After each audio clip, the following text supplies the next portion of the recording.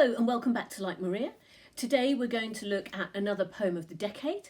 This time we're going to look at Ciaran O'Driscoll's poem, Please Hold. So today you'll be able to talk about Please Hold, just like Maria.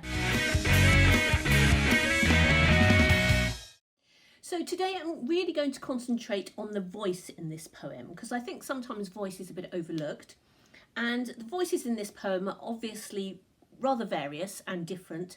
And so I'm just going to talk about that topic. There will be further videos on other aspects of this poem. So, voice in Please Hold. There are essentially four distinct voices here.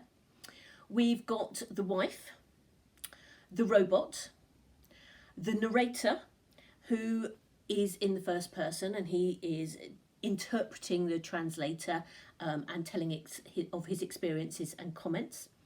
And we've also got the narrator, more precisely his voice when he's talking on the phone in this frustrating context.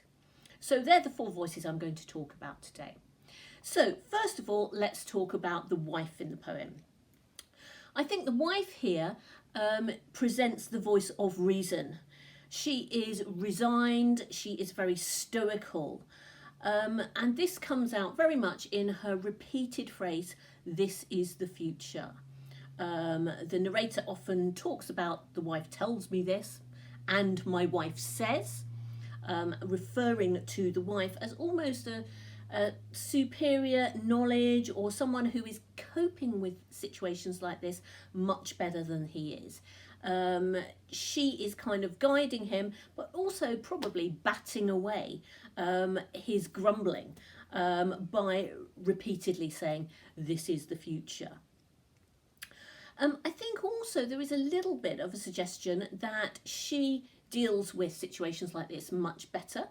And she almost emulates the robot in repetitiveness sometimes. So she talks a little bit like the robot and she is treated a little bit like the robot. So for example, the narrator says, she says, he says. My wife says the robot. So there we have this kind of parallel way in which the narrator treats the wife a little bit like he treats the robot in the reporting of them. Secondly, the voice of the robot, and this is quite a clear, apparent voice in the poem. He's given a voice and an ID. The pronouns used, him, he, himself. He's gendered here. And he's given this rather expressive, in some ways, choice of lexis, but rather dull, repetitive tone of his voice. So the robot uses words like wonderful, great, but also says this call is free of charge. I'm sorry, I don't understand. So there he has these kind of contrasting roles, and on one point he's supposed to be trying to congratulate the narrator who has invested his money or is paying his bill, etc. But he isn't able to be humanly expressive about this. So I think that is really clear here that the robot is something that is programmed and that lacks a human flexibility and the human ability to respond. I think also interestingly about the robotic voice is the use of the pronouns we and us. So when the robot is talking, he moves between I'm sorry, I don't understand, where he's dealing with the customer, to we and us when he's dealing with the institution. So the robot is emblematic of the institution and also separates the we and us from the narrator. So the we and us is very separate. They are with the robot and the I is there on the phone line struggling and trying to get through this barrier. So there we have the robot voice, and I would really recommend that you go through your poem and underline all the bits that the robot says, all the bits that the wife says, to distinguish them from the main body of the narrative.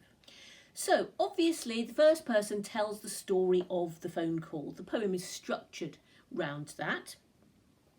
I think you really need to note the immediacy of this. The narrator uses the present tense. The robot says, I'm talking, that present progressive, I am talking. He is giving. And it's as if we are a fly on the wall to this conversation. So we are witnessing this conversation and listening in, like bugging the phone, I suppose. And the poet's talent here is really making that live to us. But of course, also here, the poet makes the voice reflect the voice of many frustrated people. We've all been there trying to phone a number and getting passed from different machines to different machines in different departments. So the voice and narrator in the poem says the sorts of things that we would say. And this is our connection. I have a wonderful telephone account. I have a number and a great account. I have a wonderful telephone number and a great account number. And here the narrator is parodying the robot and commenting about what the robot said. And these are the sort of things that we might be thinking, oh, great, I've got a wonderful number, fantastic, while we were on a phone in this situation. We also empathise with this narrator. Yes, but I'm paying for it, I shout. I scream, agent. Now, of course, here, partly the poem and the voice in the poem is sending himself up. So Ciaran O'Driscoll is talking about his own experience and about how ridiculous one becomes when we are talking to a robot on the phone and demonstrating this sort of thing. Again, we can really empathise with him here. So the last point I want to make is about the voice in this poem acting as a translator of what the robot and the company really mean.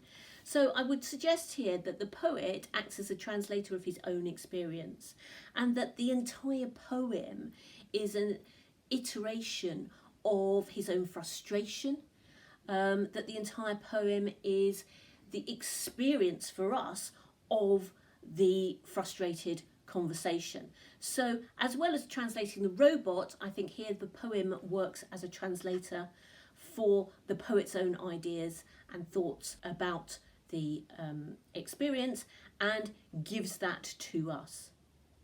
So I've covered all the main four voices in the poem there. I urge you to go back and, as I say, underline, highlight some of those. And I urge you to think about these voices and what they might say about the broader themes of this poem and how you could make a point about these themes with these voices. So the other themes I would flag up in this poem are ideas about technology and modern life, people coping with change and the frustration that change brings, ideas about communication, ideas about getting older, and also ideas of your own personal identity in society and how perhaps this is being eroded by technology. So do go and explore some more of those, and go back to my comments about voice and the quotations I've given you and the parts of the poem I've picked out, and see how you might use those in talking about some of those bigger themes. So I hope that today you've understood a little bit more about O'Driscoll's poem Please Hold, just like Maria.